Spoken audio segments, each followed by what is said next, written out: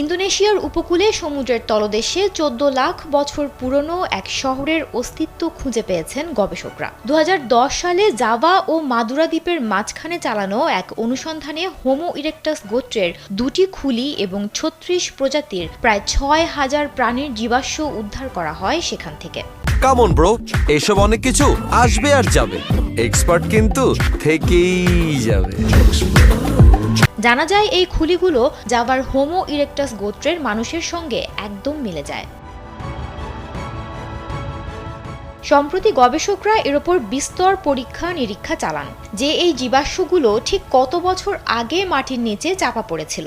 এই গবেষণা করতে গিয়েই তারা বিস্মিত হন। গবেষকদের দাবি, আবিষ্কৃত হোমো ইরেক্টাস গোত্রের মানুষেরা দক্ষিণ এশিয়া উপকূলকে সংযুক্তকারী প্রাচীন নগরী সান্ডাল্যান্ডের বাসিন্দা ছিলেন, যেখানে তাদের প্রায় ১৪ লাখ বছর আগে সমাধিস্থ করা হয়।